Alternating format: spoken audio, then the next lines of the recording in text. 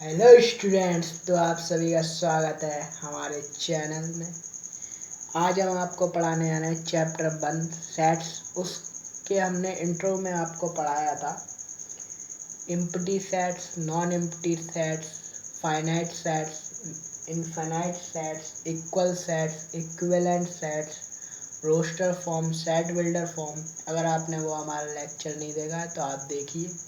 और आज हम इस चैप्टर फर्स्ट सेट्स की एक्सरसाइज 1.1 को डिस्कस करने आ रहे हैं। इसमें हम एक एक क्वेश्चन को डीपली डिस्कस करेंगे और उनके कॉन्सेप्ट को भी रिवाइज करेंगे। तो आइए चलते हैं हमारे फर्स्ट क्वेश्चन की तरफ। तो फर्स्ट क्वेश्चन में हमें क्या बताना है, which of the following are sets. ठीक है, तो हमें ये बताना है कि कौन से ऑप्शन सेट्स हैं और कौन से ऑप्शन सेट्स नहीं है। और अगर सेट्स हैं तो उनको हमें वेरीफाई भी करना है, हमें उन्हें जस्टिफाई करना है कि वो सेट्स क्यों हैं। तो सेट्स की डेफिनेशन अगर आप नहीं जानते तो sets are the well defined collection of objects.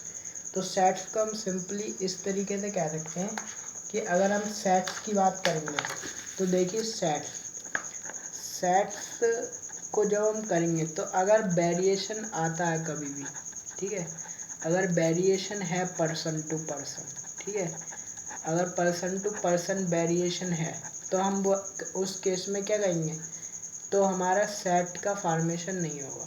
ठीक है, नॉट सेट्स। ठीक है, तो उस केस में सेट्स नहीं होंगे। ठीक है, और अगर वेरिएशन नहीं होता, कांस्टेंट रहती है, ठीक है, कोई भी कंडीशन हमारी कांस्टेंट है, तो उस केस में हमारा सेट्स होगा, मतलब वेल डिफाइंड होना चाहिए। अब मैं आपसे कहूँ रिच पर्सन्स का कलेक्शन, तो रिच पर्सन वेरी करेगा पर्सन टू पर्सन, क्योंकि आपके अकॉर्डिंग कोई रिच हो सकता है, किसी और के अकॉर्डिंग वो रिच नहीं हो सकता है। ठीक है, तो उस केस में रिच पर्सन का कलेक्शन सेट नहीं होगा। अगर आपसे मैं पूछूं नेचुरल नंबर्स के बारे में, तो नेचुरल नंबर किसी भी पर्सन से वेरी नहीं होगा, क्योंकि each and every person will say that natural number starts from 1 up to infinity.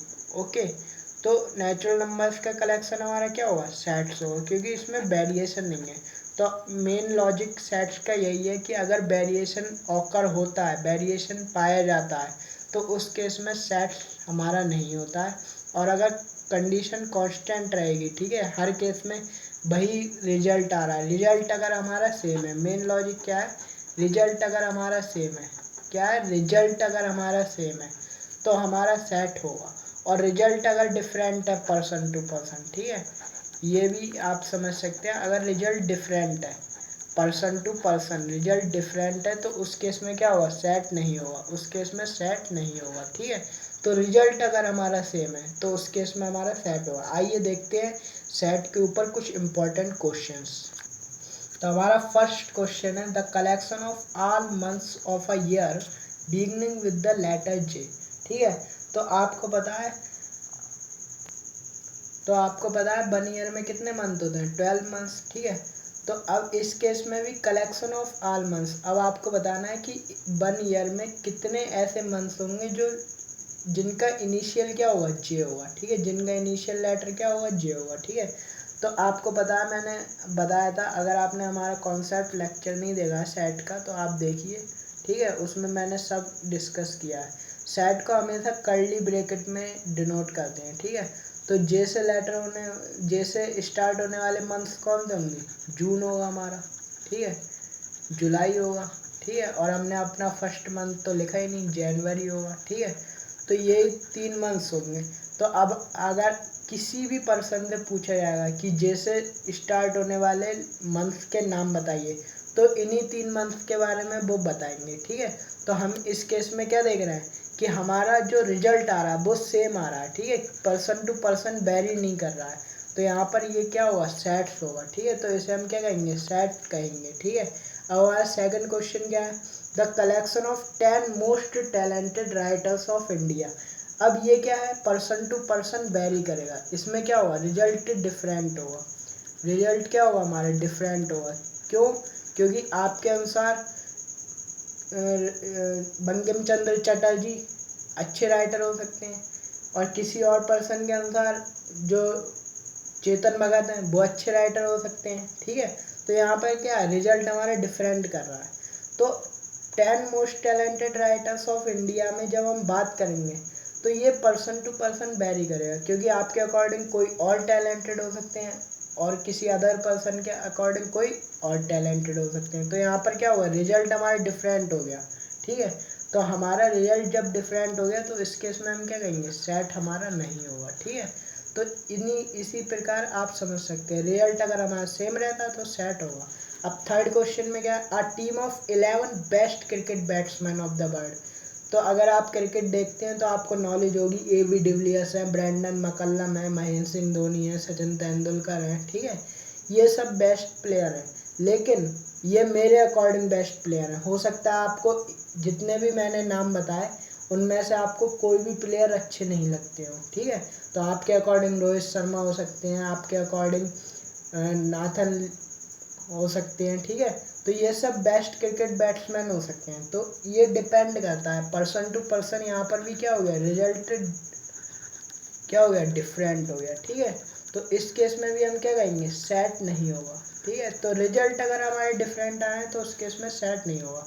अब हमारा नेक्स्ट क्वेश्चन क्या है, the collection of all boys in your class. ठीक है, अब इसमें बॉयज़ का कलेक्शन बताना है। अब आपकी क्लास में बॉयज़ का कलेक्शन क्या हुआ, अब जाहिर सी बात है कि जब हम बॉयज़ की बात कर रहे हैं तो सबके रिजल्ट क्या होंगे, सेम होंगे। ठीक है, क्योंकि बॉयज़ के केस में तो सब बॉयज़ के कलेक्शन बताएंगे, सेम ही बताएंगे। ठीक है, तो इस केस में क्या हुआ, वेल डिफाइंड कलेक्शन है हमारा। अगर हमारा वेल डिफाइंड, अच्छे से डिफाइन किया हुआ है कलेक्शन, तो उसे हम सेट कहेंगे। और हमारा फिफ्थ क्वेश्चन क्या है, the collection of all natural number less than 100। तो ये भी हमारा वेल डिफाइंड है, क्या कहेंगे हम, 1 2 3 और हम डॉट डॉट लगा के क्या लिख दे रहे हैं, 99, अप टू 99 हमारे नेचुरल नंबर का कलेक्शन हो गया। ठीक है, तो इस केस में क्या है, ये भी हमारा रिजल्ट सेम रहेगा ईच एंड एवरी पर्सन के द्वारा। ठीक है, तो इस केस में क्या देख रहे हैं, हमारा जो रिजल्ट है वो सेम आ रहा है। ठीक है, हमारा रिजल्ट सेम आ रहा है। आइए हम नेक्स्ट क्वेश्चन की तरफ स्टार्ट चलते हैं। हमारे पास 6 क्वेश्चन है कि novels written by writer Munshi Premchand. ठीक है, तो यहाँ पर भी हमारा रिजल्ट क्या रहेगा, सेम रहेगा। ठीक है, ये भी हमारा वेल डिफाइंड कलेक्शन है। क्यों, क्योंकि जो मुंशी प्रेमचंद के द्वारा लिखे गए उपन्यास हैं या नॉवल हैं वो तो वही रहेंगे। ठीक है, तो उनकी भी क्वांटिटी क्या रहेगी, उनकी क्वांटिटी क्या रहेगी, हमारी फिक्स होगी। ठीक है, उन्होंने जितने भी लिखे हैं वो हमारी क्वांटिटी क्या है, फिक्स है। ठीक है, तो एक वेल डिफाइंड कलेक्शन है। तो अगर हम किसी भी पर्सन से पूछते हैं, ठीक है, किसी भी पर्सन से अगर हम पूछेंगे मुंशी प्रेमचंद ने कौन कौन से नोवेल लिखे हैं, ठीक है, तो उनके जो रिजल्ट रहेंगे वो सेम ही आएंगे, क्योंकि जो मुंशी प्रेमचंद के द्वारा लिखे गए नोवेल हैं वो सेम रहेंगे। ठीक है, तो इस केस में क्या हुआ, ये हमारा सेट होगा। ठीक है, क्योंकि हमारा रिजल्ट सेम है। अब हमारा नेक्स्ट क्वेश्चन क्या है, the collection of all even integers. तो आपको पता ही है, even integers are those numbers which is divisible by 2। ठीक है, तो यहाँ पर भी रिजल्ट हमारे क्या रहेंगे, सेम रहेंगे। और हम कर्ली ब्रैकेट में लिखते हैं सेट को, कैसे लिखेंगे, 2 4 6 8 और अप टू इन्फिनिटी। ठीक है, तो यहाँ पर भी हमारा रिजल्ट सेम रहा, तो इस केस में भी ये हमारा क्या रहेगा, सेट रहेगा। ठीक है, अब 8th क्वेश्चन हमारा क्या है, the collection of questions in this chapter. अब आप कौन सा चैप्टर पढ़ रहे हैं, अगर मैं सेट चैप्टर की बात करूँ तो इसमें जो हमारा कलेक्शन रहेगा, ठीक है, वो हमारा क्या रहेगा, सेम रहेगा। ठीक है, रिजल्ट हमारे सेम रहेंगे।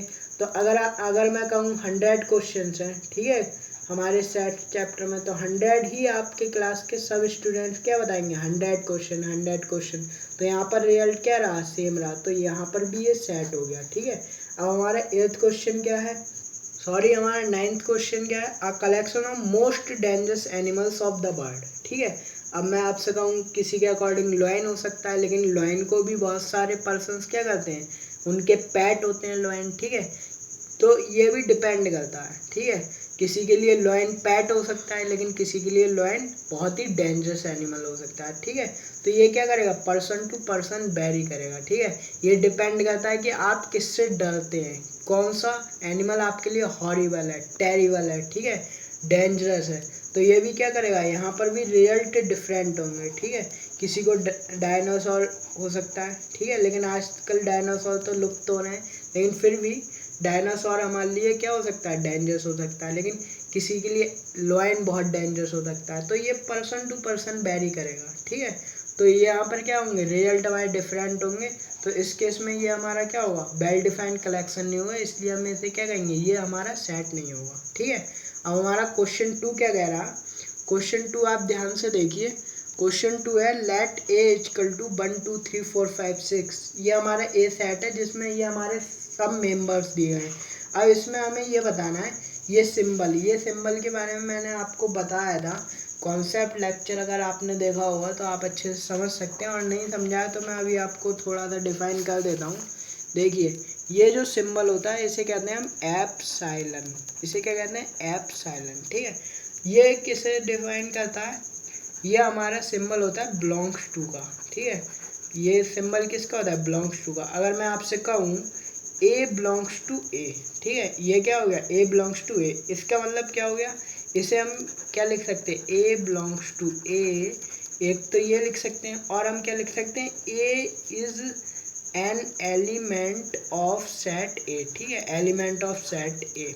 ठीक है, मतलब ए हमारा क्या है, सेट ए का एलिमेंट है, या फिर हम कह सकते हैं ऑब्जेक्ट भी। ठीक है, एलिमेंट को ऑब्जेक्ट भी कह सकते हैं, मेंबर भी कह सकते हैं। ठीक है, तो ये अदर नेम्स हैं कुछ, तो आप समझ गए होंगे। अगर मैं यहाँ पर कैंसिल का निशान लगा देता हूँ यहाँ पर एप्सिलॉन के ऊपर, तो यहाँ इसका मतलब क्या हो जाता है, ए डज नॉट बिलोंग्स टू ए। इसका मतलब क्या हो जाएगा, ए does not belongs to A. ठीक है, और मैं इसे और क्या कह सकता हूँ, A is not an element of set A, is not an element of set. ठीक है, तो इन सिंबल्स को आप ध्यान रखिए। इसी पर कुछ क्वेश्चंस एनसीईआरटी में दिए गए हैं जिन्हें मैं डिस्कस करने वाला हूँ। आइए चलते हैं, देखते हैं। तो अब आप ये देखिए ए सेट है। ठीक है, तो ए सेट के सामने जितने भी कर्ली ब्रैकेट में नंबर्स लिखे हैं वो ये इनके क्या हुआ है, ए सेट के क्या हुआ है, एलिमेंट्स हुआ है, मेंबर्स हुआ है, या हम ऑब्जेक्ट्स कह सकते हैं। तो मैंने आपको बता दिया, सिंबल के बारे में नॉलेज आपको हो ही गई होगी।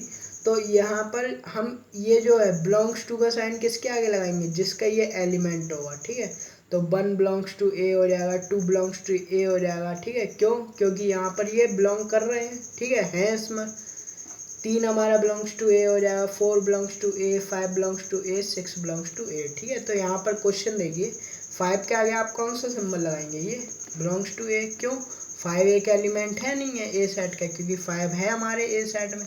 अब 8 के आगे क्या लगाएंगे, 8 है हमारा, कहीं 8 है ही नहीं हमारे पास। ठीक है, तो यहाँ पर कैंसिल कर देंगे, मतलब 8 is not an element of set ए। अब 0 भी नहीं है हमारे पास, 0 है कहीं, 1 to 6 नंबर लिखे हैं, तो 0 is not an element of set ए। 4 है हमारा, तो 4 के आगे हम लिख देंगे बिलोंग्स। ठीक है, अब 2 हमारा क्या है, मेंबर है यहाँ पर, तो हम 2 के आगे भी क्या लिख देंगे, 2 बिलोंग्स टू सेट ए।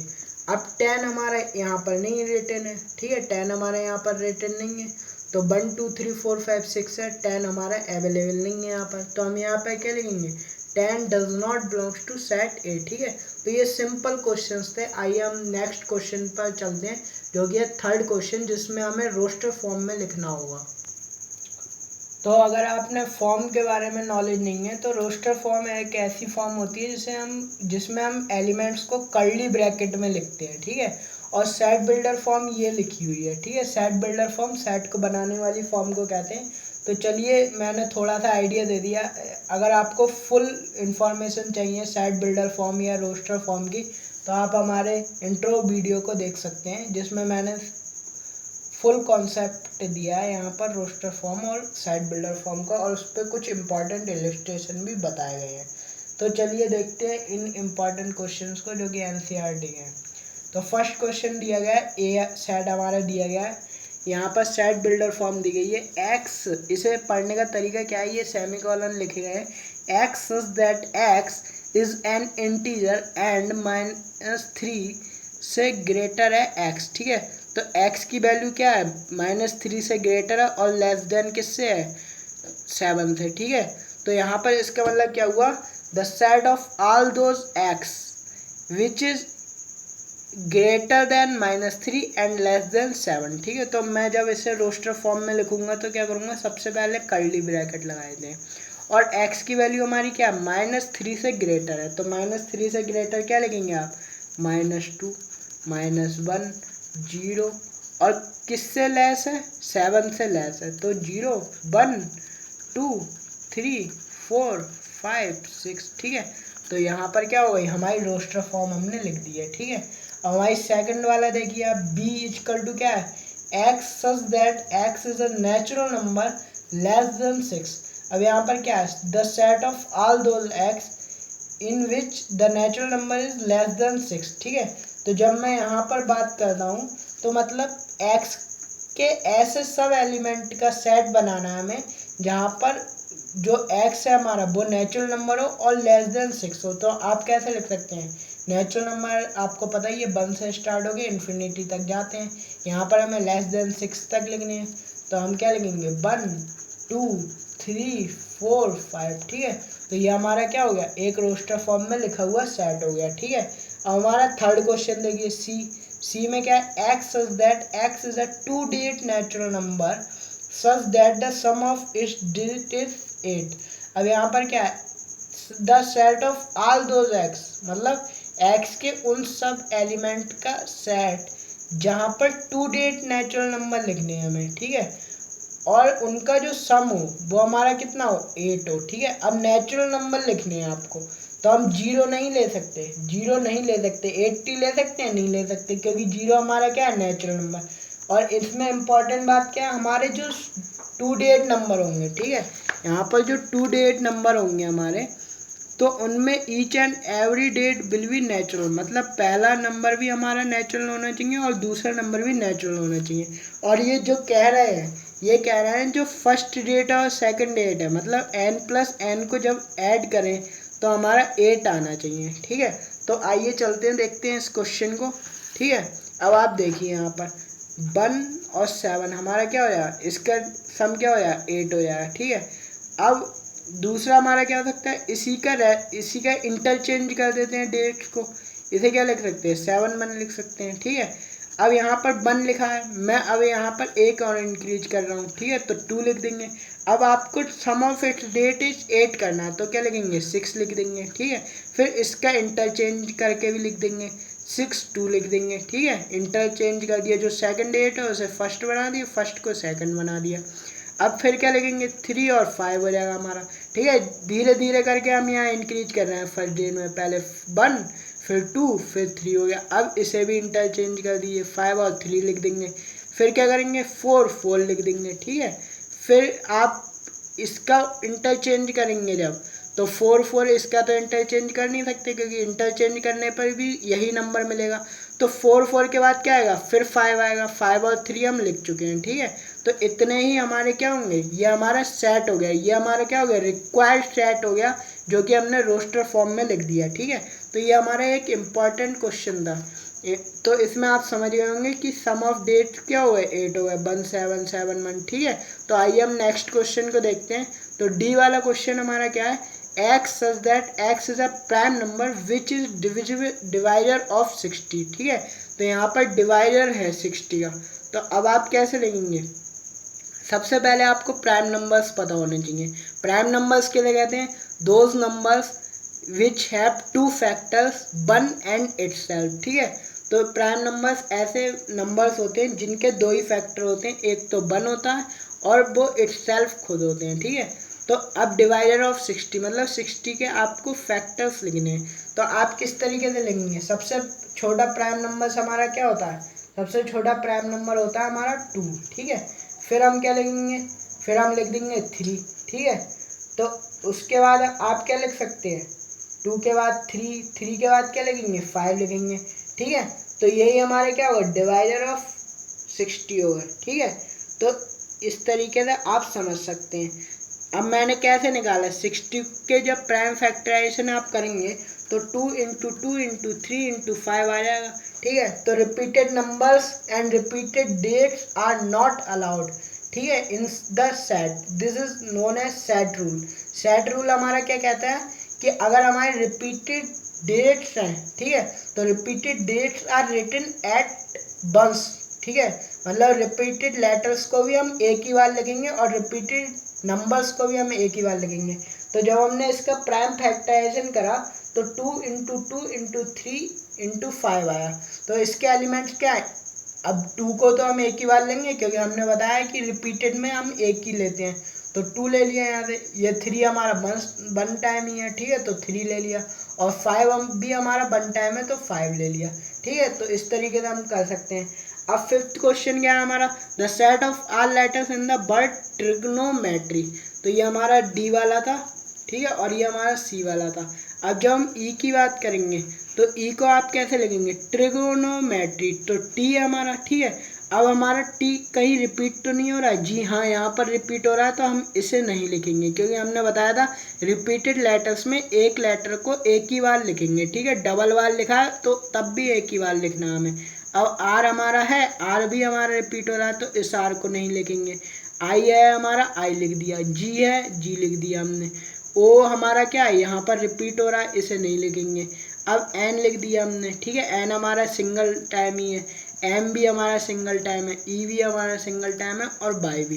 तो ट्रिगोनोमेट्री का सेट क्या होगा, ट्रिगोन मी, ठीक है। तो ट्रिगोन मी हमारा सेट बन जाएगा। अब एफ वाले क्वेश्चन में क्या है, एफ वाले क्वेश्चन में हमें सेट ऑफ लेटर्स लिखना है बेटर का। तो बेटर में आप देखिए 20 वन टाइम ही लिखा तो बी हम लिख देंगे। ई हमारा क्या है, डबल टाइम है, ठीक है, ई हमारा 2 टाइम है तो इनमें से हम एक ही बार लिखेंगे, ठीक है। अब टी भी हमारा 2 टाइम है, देखिए बिल्कुल एडजेसेंट लिखे हुए हैं, तो टी भी हम एक ही लिखेंगे, ठीक है। आर हमारा वन टाइम ही है तो आर लिख देंगे। तो बेटर का क्या हो जाएगा, बी ई टी आर, ये हमारा सेट हो जाएगा, ठीक है। तो उम्मीद है आपको ये समझ में आया होगा कि सेट बिल्डर फॉर्म को किस तरीके से हम रोस्टर फॉर्म में कन्वर्ट करते हैं। तो आइए चलते हैं नेक्स्ट क्वेश्चन जो कि है फोर्थ क्वेश्चन। हेलो गाइस, तो हम फोर्थ क्वेश्चन की तरफ बढ़े, ठीक है। तो फोर्थ क्वेश्चन को हम समझने वाले हैं। फोर्थ क्वेश्चन, अब ये जो हमारे पास लिखा हुआ क्वेश्चन है, ये कौन सी फॉर्म में लिखा हुआ है, ये रोस्टर फॉर्म में लिखा हुआ है। ये किस में लिखा हुआ है, रोस्टर फॉर्म में, ठीक है। तो रोस्टर फॉर्म में क्या होता है, जो हमारे एलिमेंट्स होते हैं वो सिंपली कर्ली ब्रैकेट में लिखे हुए होते हैं। अब रोस्टर फॉर्म को आपको सेट बिल्डर फॉर्म में बदलना है, ठीक है। तो मतलब सेट बिल्डर फॉर्म में किस तरीके से बदलेंगे, मतलब हम इस सेट को इस तरीके से लिखेंगे कि उसे पढ़कर कोई इसे लिख दे, ठीक है। तो उल्टा चलना होता है सेट बिल्डर फॉर्म में। तो देखिए आप ध्यान से देखना, यहाँ पर जो 3 है, 3 लिखने के लिए क्या होगा, 3 इंटू 1 लिखा गया होगा, ठीक है। अब यहाँ पर देखिए 6 के लिए क्या होगा, 3 इंटू 2 लिखा गया होगा। 9 के लिए 3 इंटू 3, और 12 के लिए 3 इंटू 4, ठीक है। तो इसका मतलब क्या हुआ, जो 1 है वो भी हमारा नेचुरल नंबर है, 2 है वो भी हमारा नेचुरल नंबर है, 3 भी हमारा नेचुरल नंबर है, और 4 भी हमारा नेचुरल नंबर है, ठीक है। तो मैं क्या इसे इस तरीके से लिख सकता हूँ, x such that x equal to 3n, क्योंकि यहाँ पर n हमने क्या मान लिया, यहाँ पर जो मल्टीपल में आ रहे हैं, ठीक है, 3 के, ये क्या लिखे गए हैं, 3 के मल्टीपल्स हैं, ठीक है, 3 के टेबल्स में आ रहे हैं, 3n लिख सकता हूँ। अब जो यहाँ पर जो n है वो हमारा नेचुरल नंबर है, क्योंकि 1 2 3 4 हमारे नेचुरल नंबर है, तो n बिलोंग्स टू n, मतलब जो n है हमारा वो मेंबर किसका है, नेचुरल नंबर की फैमिली का है। जो n है हमारा वो मेंबर है नेचुरल नंबर की फैमिली का। और जो n है हमारा वो कहाँ से है, 1 से तो ग्रेटर है और इक्वल है n, ठीक है, और लेस देन और इक्वल टू 4 है, ठीक है। हमारा 4 से कम है या 4 के इक्वल है, ठीक है। तो ये इसकी सेट बिल्डर फॉर्म हो गई।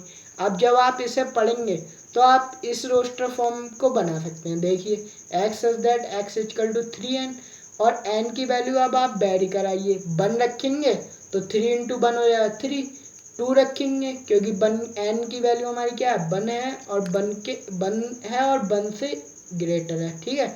तो 1 के बाद 2 भी रख सकते हैं, तो 3 इंटू 2 6 हो जाएगा। फिर 3 भी रख सकते हैं, तो 3 इंटू 3 9 हो जाएगा, और 4 भी रख सकते हैं, तो 3 इंटू 4 क्या हो जाएगा 12। और मैंने यहाँ पे क्राइटेरिया फिक्स कर दिया है कि n की वैल्यू लेस देन 4 है, ठीक है, लेस देन 4 है और इक्वल टू 4 है, ठीक है। तो नेक्स्ट क्वेश्चन की तरफ हम बढ़ते हैं, जो कि हमारा सेकंड क्वेश्चन है। तो सेकंड क्वेश्चन में हमारे किस फॉर्म में लिखा हुआ है, ये सब हमारे रोस्टर फॉर्म में लिखे हुए हैं, ठीक है, क्योंकि हमारे एलिमेंट किस में लिखे गए हैं, कर्ली ब्रैकेट में, ठीक है। तो अब यहाँ पर ध्यान से देखिएगा, 2 है, ठीक है, तो यहाँ पर 2 की पावर 1 हो गया, 4 को हम क्या लिखेंगे, 2 की पावर 2 हो गया, और 8 को क्या लिख सकते हैं, 2 की पावर 3, और 16 को क्या लिखेंगे 2 की पावर 4 और 32 को क्या लिखेंगे 2 की पावर 5। ठीक है, तो इसे हम सेट बिल्डर फॉर्म में किस तरीके से कन्वर्ट कर सकते हैं, क्या आप समझ पा रहे हैं? तो इस तरीके से लिखेंगे हम x such that x equal to 2 की पावर n। ठीक है, और n की वैल्यू क्या है हमारी नेचुरल नंबर से बिलोंग कर रही है, और जो हमारा n है वो हमारा 1 से ग्रेटर है और किससे कम है 5 से कम है। ठीक है, तो इस तरीके से हम सेट बिल्डर फॉर्म को कन्वर्ट कर सकते हैं। ठीक है, तो उम्मीद है आपको ये क्वेश्चन समझ में आया होगा क्योंकि ये इंपॉर्टेंट क्वेश्चंस हैं सब। ठीक है, अब आप देखिए ये वाला क्वेश्चन, इसे भी हम क्या लिख सकते हैं 5 की पावर 1, इसे 25 को 5 की पावर 2, 125 को 5 की पावर 3, 625 को 5 की पावर 4। ठीक है, और इसे जब हम कन्वर्ट करेंगे सेट बिल्डर फॉर्म में तो किस तरीके से लिख सकते हैं x such that x equal to 5 की power n, n belongs to n, and ये हमारा किससे होगा 1 से ग्रेटर होगा। ठीक है, और 4 से लेस होगा। ठीक है, तो इस तरीके से हम समझ सकते हैं। ठीक है,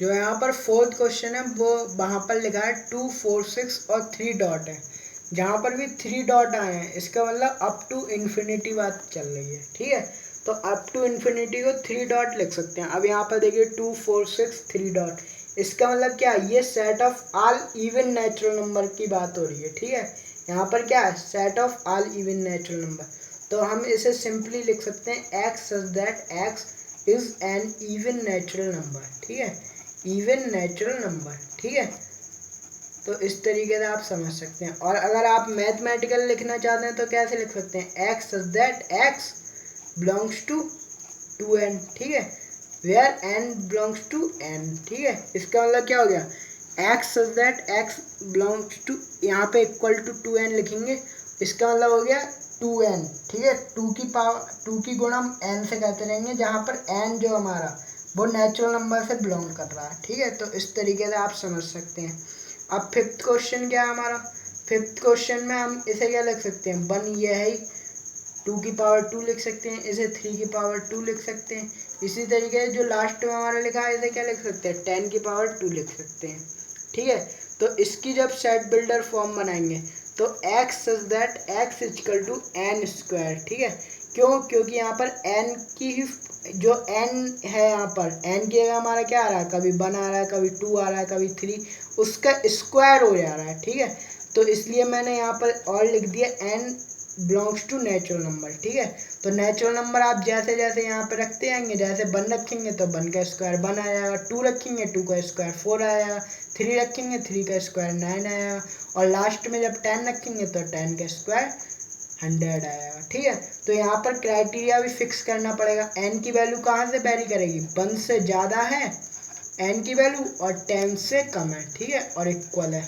ठीक है, तो ये हमारी क्या बन गई सेट बिल्डर फॉर्म बन गई। आइए हम नेक्स्ट क्वेश्चन की तरफ चलते हैं जो कि है हमारा फिफ्थ क्वेश्चन।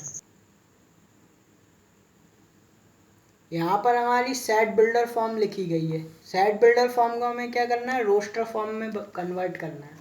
तो अब यहाँ पर सेट बिल्डर फॉर्म क्या कर रही है x such that x is an odd natural number, तो ऑड नेचुरल नंबर लिख दीजिए आप, 1 आएगा, 3 आएगा, 5 आएगा, 7 आएगा, और अप टू कहाँ तक जाएगा इन्फिनिटी। ठीक है, तो odd natural number are those type of number which are not divisible by 2। ठीक है, अब जब हम b को लिखेंगे तो b क्या है यहाँ पर x such that x is an minus half से वो ग्रेटर है x और 9/2 से क्या है लेस है। ठीक है, तो माइनस हाफ को जब आप डेसिमल में कन्वर्ट करेंगे तो -0.5 से ग्रेटर है x और 4.5 से लेस है। ठीक है, और एक इंटीजर है, तो जब हम इसे ही लिखेंगे तो क्या हुआ -0.5 से ग्रेटर है, तो मतलब हम क्या लिखेंगे 0 आ जाएगा। ठीक है, 1, 2, 3, 4, क्यों 4 के बाद 4.5 नहीं लिख सकते क्योंकि उससे लेस है। ठीक है, तो यही हमारा क्या हो गया रोस्टर फॉर्म में हमने लिख दिया।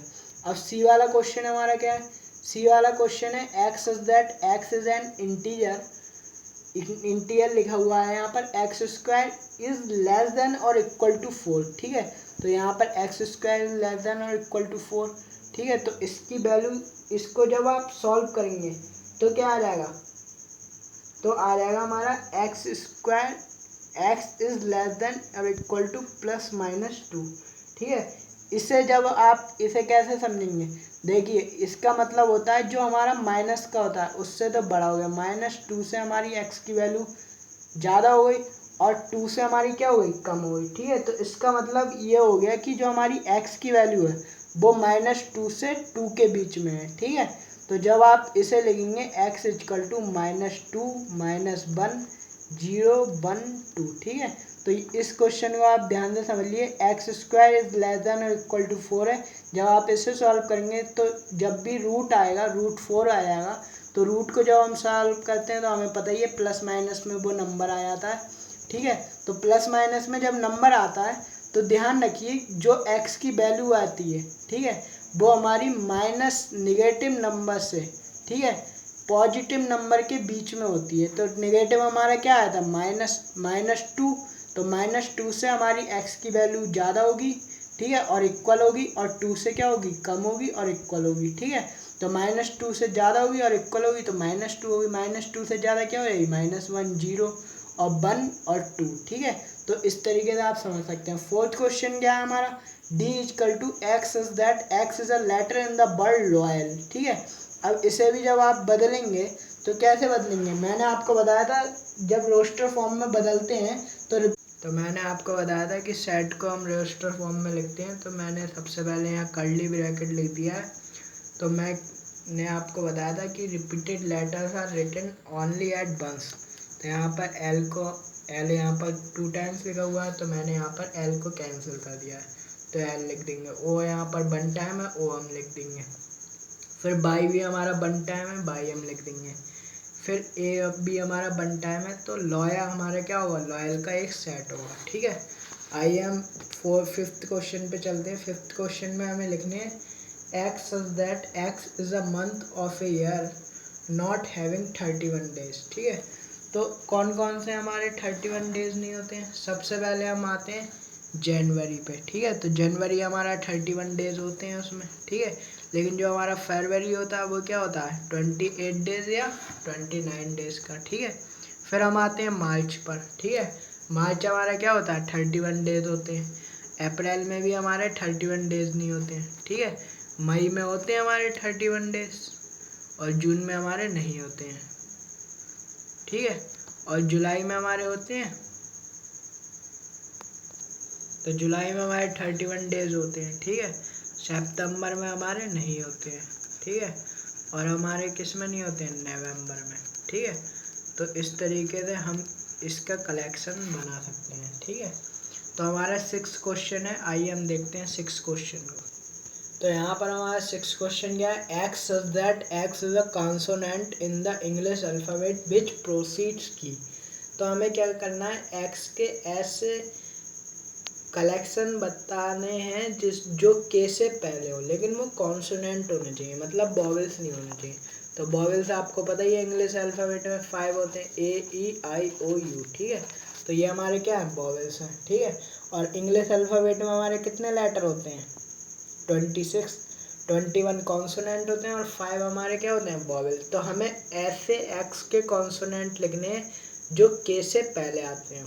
ठीक है, तो अब क्या ऐसे लिख देंगे हम, के से पहले ए हम लिख नहीं सकते क्योंकि वॉवेल है, बी सी डी ई हम लिख नहीं सकते क्योंकि वॉवेल है। ठीक है, एफ जी एच आई नहीं लिख सकते, वॉवेल है, जे। ठीक है, तो ये हमारे क्या हुआ, ये हमारा कलेक्शन हो गया। ठीक है, आइए हम नेक्स्ट क्वेश्चन देखते हैं जो कि हमारा 6 क्वेश्चन है। इसमें हमें क्या करना है, लेफ्ट हैंड साइड और राइट हैंड साइड में मैचिंग करनी है। ठीक है, लेफ्ट हैंड साइड में हमारे पास रोस्टर फॉर्म लिखी हुई है और राइट हैंड साइड में हमारे पास सेट बिल्डर फॉर्म लिखी हुई है। तो हमें ये बताना है कि जो लेफ्ट हैंड साइड में रोस्टर फॉर्म है वो राइट हैंड साइड की किस सेट बिल्डर फॉर्म की रोस्टर फॉर्म है। तो आइए देखते हैं फर्स्ट क्वेश्चन हमारा क्या है। तो पहला क्वेश्चन हमारा क्या है, 1 2 3 6। ठीक है, तो अब यहाँ पर क्या है, A option, x such that x is a prime number and a divisor of 6। ठीक है, तो फर्स्ट 3 नंबर हमारा क्या लिखा हुआ है, 1। ठीक है, तो 1 तो हमारा प्राइम नंबर है नहीं, तो ए से हमारा मैच नहीं होगा। ठीक है, बी हमारा क्या है, x is that x is an odd natural number, ठीक है, तो ऑड हमारा 2 है नहीं, 6 भी ऑड नहीं है, तो बी भी हमारा मैच नहीं होगा। सी हमारा क्या है, x is that x is a natural number and a divisor of 6, ठीक है, तो सी हमारा मैच हो जाएगा क्योंकि हमारे 1 2 3 6 नेचुरल नंबर भी हैं और डिवाइजर भी है 6 के, ठीक है, तो 1 हमारा किससे मैच हो जाएगा, सी से, ठीक है, तो सी 1 के लिए राइट आंसर हो जाएगा। और फोर्थ हमारा क्या है, x such that x is a letter of the word mathematics, ठीक है, तो 1 हमारा डी से तो वैसे ही मैच नहीं हो सकता। अब हमारा सेकंड क्या है, 2 3 है, ठीक है, तो अब हमारा फर्स्ट ऑप्शन क्या है, x is that x is a prime number and a divider of 6, ठीक है, तो हमें पता ही है 2 भी हमारा प्राइम नंबर है और 3 भी हमारा प्राइम नंबर है और ये हमारे डिवाइजर भी है 6 के, ठीक है, तो 2 और 3 हमारा किससे मैच हो जाएगा, ए से। अब थर्ड हमारा क्या है, मैथिक्स लिखा हुआ है और हमारा डी ऑप्शन क्या है, x is that x is a letter of the word mathematics, ठीक है, तो जब हम मैथमेटिक्स का रोस्टर फॉर्म लिखेंगे तो आपको पता है मैथ हमारा 1 टाइम लिखा हुआ है और यहाँ पर मैथ एक बार और लिखा हुआ है, तो इनमें से हम एक को कैंसिल कर देंगे, एम लिख देंगे, फिर ए हमारा कितना है, 2 टाइम्स लिखा हुआ है, तो ये वाला कैंसिल करके ये वाला ए लिख दिया। टी हमारा कितनी बार है, 2 बार है, इसमें से ये कैंसिल करके टी लिख दिया। एच हमारा कितने बार है, 1 बार है, तो एच हमने लिख दिया। ये भी लिख दिया, आई भी लिख दिया, सी भी लिख दिया, एस भी लिख दिया, ठीक है, तो थर्ड हमारा किससे मैच कर जाएगा, डी से। अब हमारा फोर्थ क्या है, फोर्थ हमारा बी ऑप्शन हमारा बचा हुआ है, ठीक है, तो फोर्थ हमारा किससे मैच कर जाएगा, बी ऑप्शन से, ठीक है, बी हमारा ऑप्शन क्या है, x is that x is an odd natural number less than 10, ठीक है, तो आप फोर्थ ऑप्शन में देख ही रहे हैं, all those 5 numbers 1 3 5 7 9 which are not divisible by 2, so we can say that these are odd natural numbers, क्योंकि हम ऑड नेचुरल नंबर्स को जानते हैं क्योंकि ये 2 से डिविजिबल नहीं होते, तो फोर्थ में हमारे जितने भी नंबर लिखे हैं पांचों वो हमारे 2 से डिविजिबल नहीं है, तो इसलिए हमारा जो फोर्थ ऑप्शन है वो हमारा बी से मैच कर जाएगा, ठीक है। तो इस तरीके की अमेजिंग वीडियो देखने के लिए हमारे चैनल को सब्सक्राइब कीजिए, वीडियो अच्छी लगी हो तो लाइक कीजिए और हेल्पफुल स्टूडेंट्स को इस वीडियो को शेयर कीजिए जिससे मैक्सिमम स्टूडेंट्स को क्वालिटी वीडियो कंटेंट मिलता रहे। Thanks for watching.